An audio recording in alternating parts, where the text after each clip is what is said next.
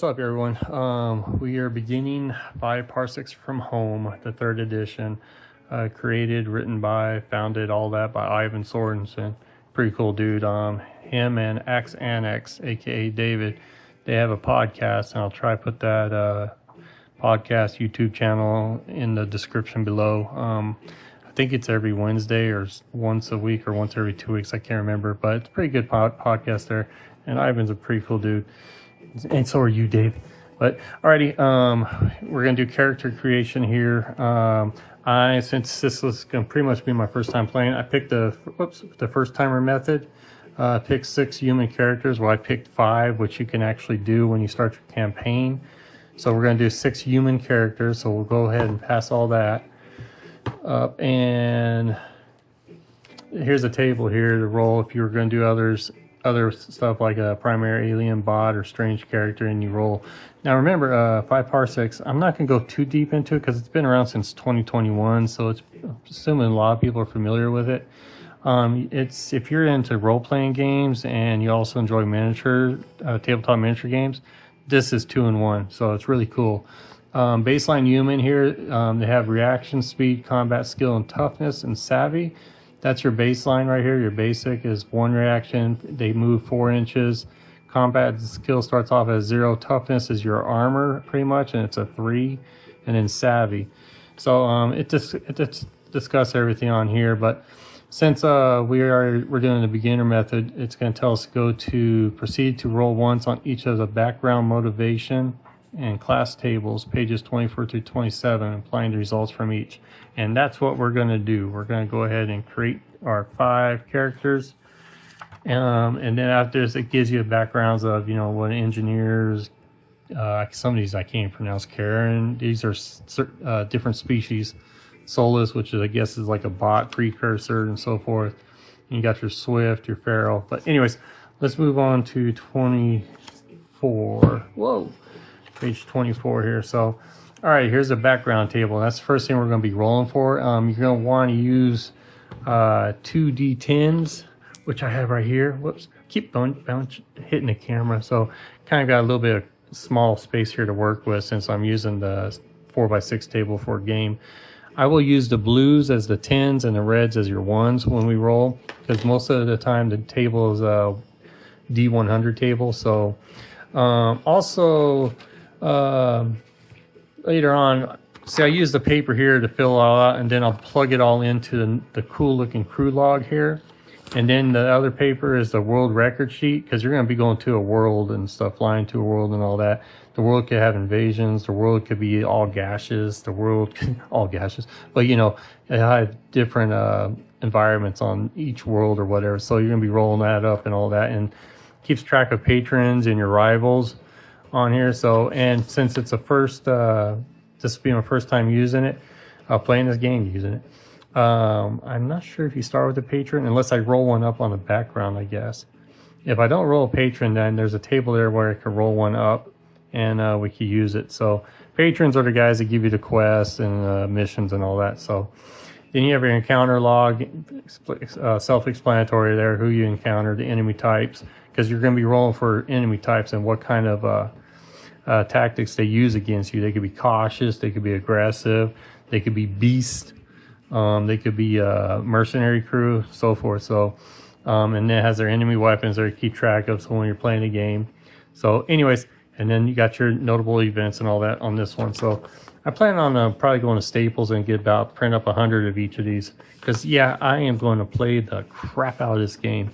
So, and that is it. I'm going to be using a dice tower. I got my little guys here. I'm going to be playing 15 millimeters. I already got the names down. I've written down the names right here.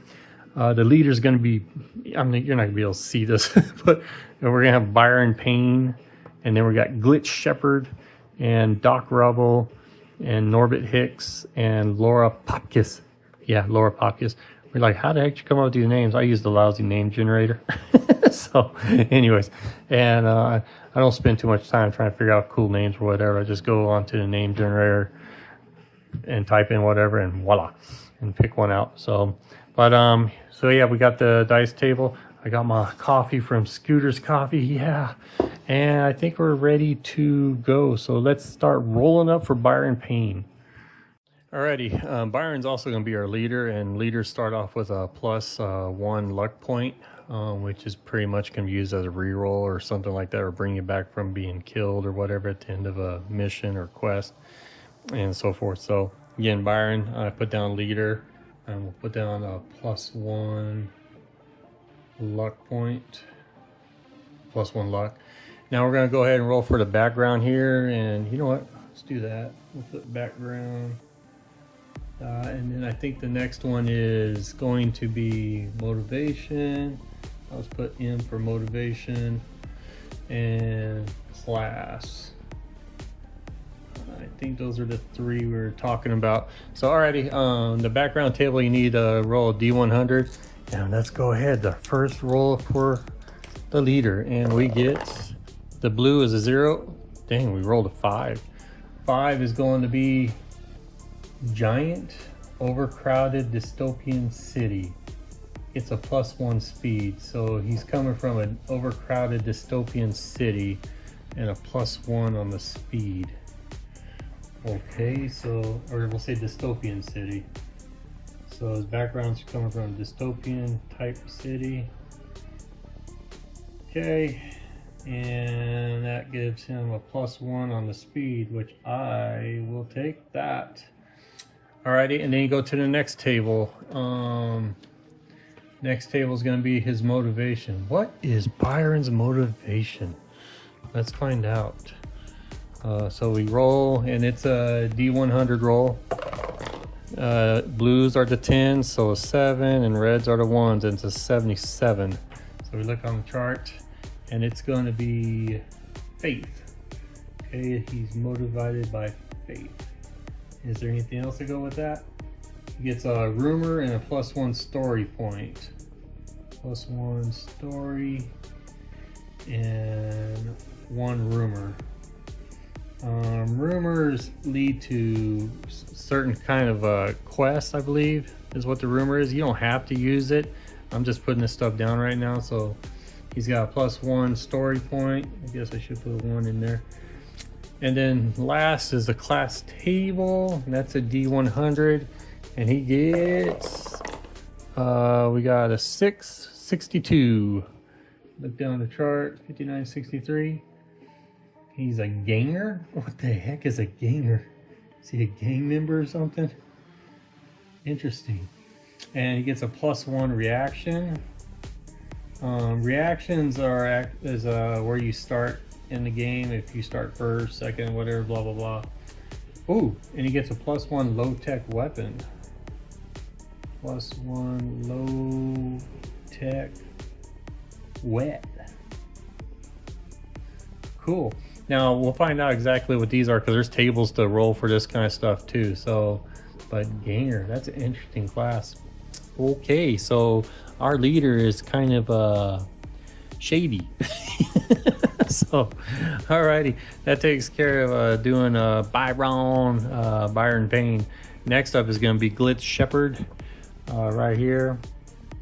Glitch, she's a cool looking female miniature there with she's holding like 2 guns here. So, but yep. So we'll roll for Glitch.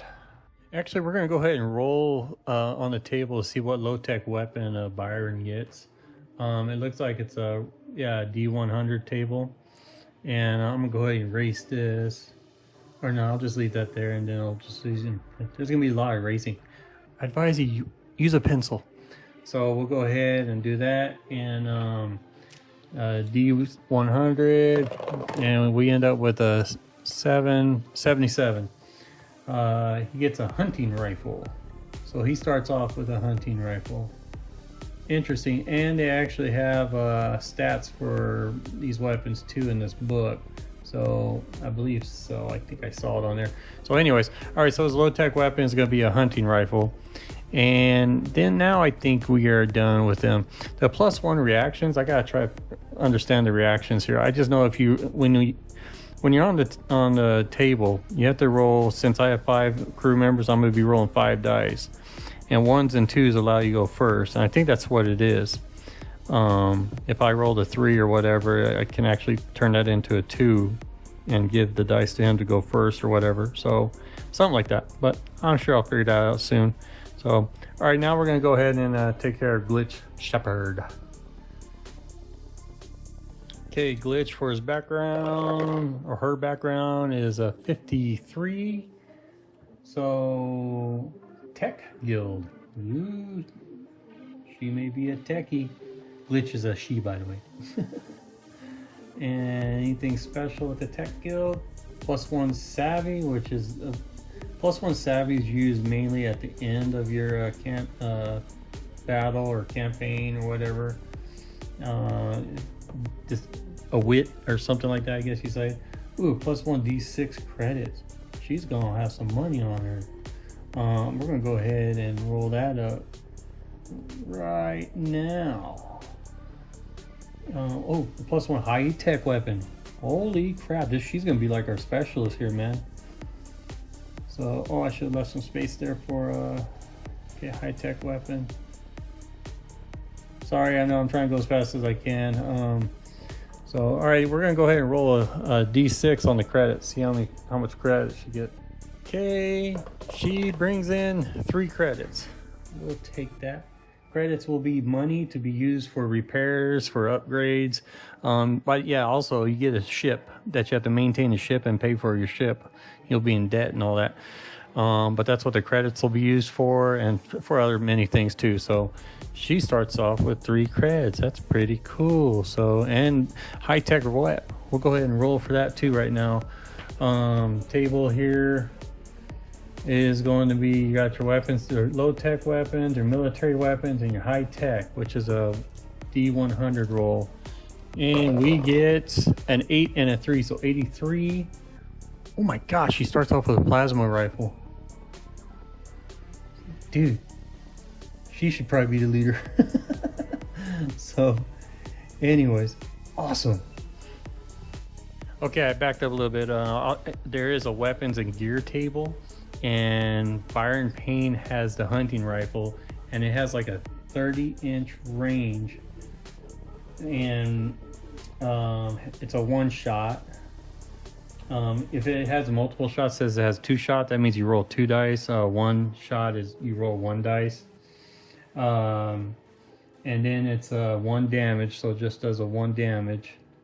I'm just kind of separating here. I'll be going back to that table to look at, and it's heavy, which is okay, because that means heavy means it's a -1 penalty to hit. If the firer, it says firer, move this round. So if you move, it's a -1 to hit. Well, we'll make sure he doesn't move. So -1 when move. So now I want to see this plasma rifle here. Okay, plasma rifle is going to be a 20-inch range, and it's got, it's a 2-shot, so you get to roll 2 dice with that one, and it's 1 damage. And a plasma rifle is a focused and piercing. Piercing means you ignore armor. You ignore armor saving throws. And what was the other one? Focused. All shots must be against a single target. Okay, so you only aim at 1 target, but it ignores the armor saving throws. Awesome. So, all right, now we go to a motivation roll for glitch, and we are at, get back to where I was at, motivation. Here we go. D100, and it's a 3 and a 7, so 37. She's motivated by adventure. Okay, so she's an adventurer. Okay, and anything here? Oh dang, we get to roll another +1 D6 for cred. Dude, she's gonna be like our sugar mama.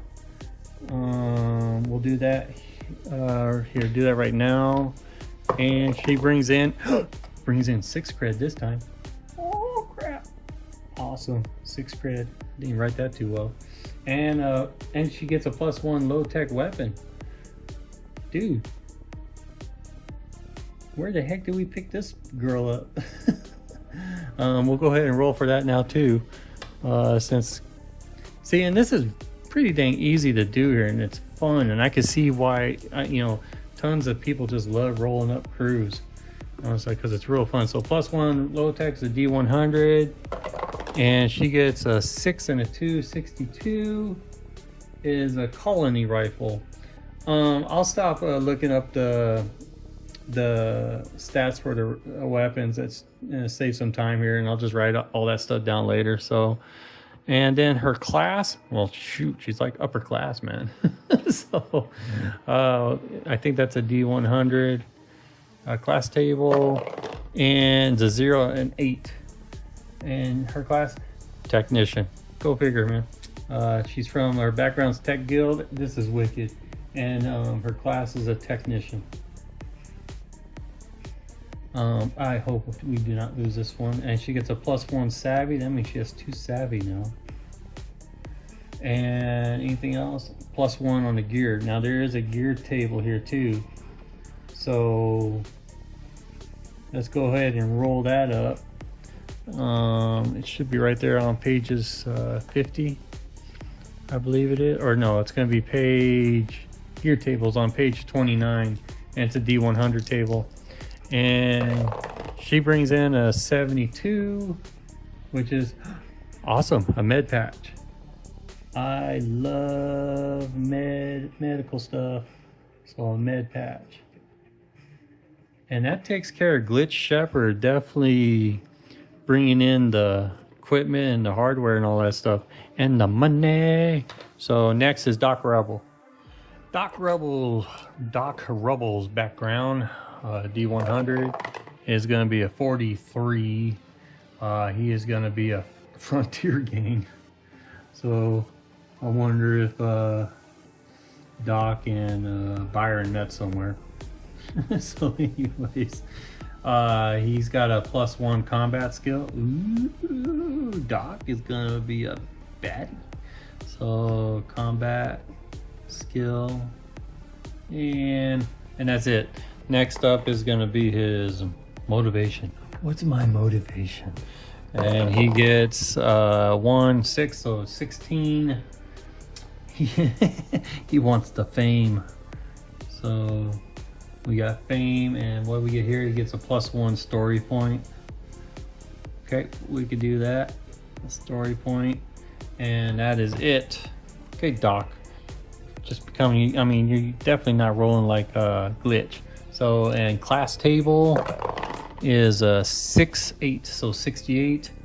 Oh my gosh, enforcer. Uh-oh, gonna be bringing in the muscle. So he's an enforcer with a +1. Holy crap, +1 combat skill, which means he's got a +2 on his combat skill. Yep, he's our enforcer, and he has a patron, so he's got connections. So we do have a wait, hold on, 68. Yeah, we do have a patron. Yay, patron! I'll circle that. And he gets a +1 gadget. Ooh, we're gonna be rolling for a gadget here. Here, we'll just roll for it, but I won't go into details on what it does. Let's see, gadget's gonna be gadget table D100, and he has a 77. Boy, I rolled 77 3 times now. Gadget table right here. He's got a snooper bot, dude. Oh snap, we got a snooper bot. Next is Norbit Hicks. Norbit. Yeah, pretty cool names, huh? His background is going to be 70. Dang, there's 77. Man, he's an isolationist enclave. Interesting. Isolationist. Boy, they have to make it these long names up. Enclave. Okay. And any special 2 quest rumors, and that's all he has. 2 quest rumors. Kind of got what do you call it, spoiled with Glitch Shepherd there.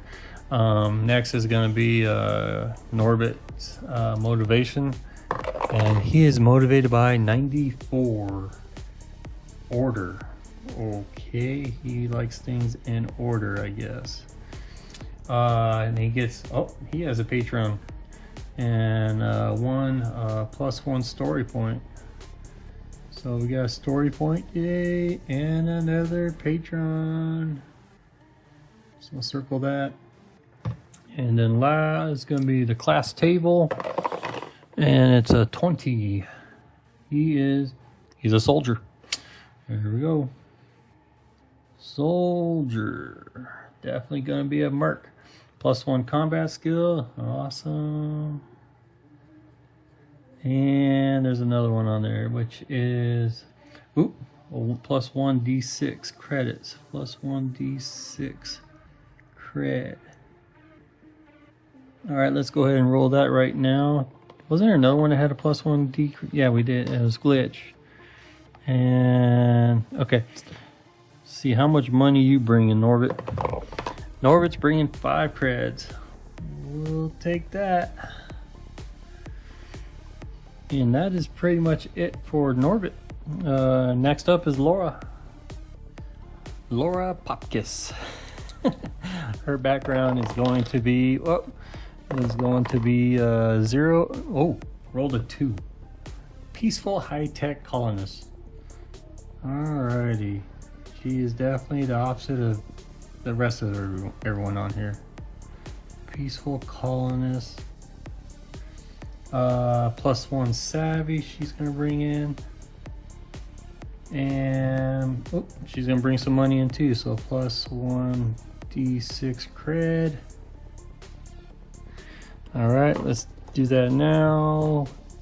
She brings in 3 creds. Okay, 3 creds. Okay, cool. And now what's her motivation? She's gonna be 83, so 83. Oh great, political. Oh boy, here we go. And that brings in a Patreon and a +1 story point. Okay, and Patreon. Alrighty. Her class table, watch how this rolls out. Class is going to be 40. An artist.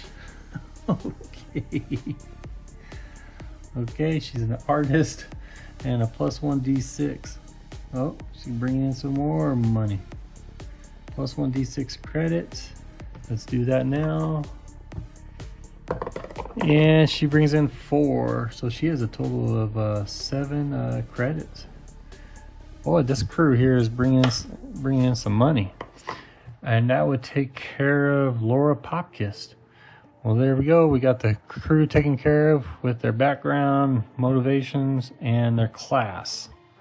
Up next is ship details. Your crew's final piece of equipment is also their largest, their most valuable, and the most important for the adventure, the ship.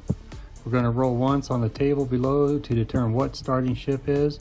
Note that not all vessels are created equal, and sometimes you have to make do with what you could lay your hands on. Oh boy. Let's see what we get. It's a D100 table, so oh please don't be a clunker.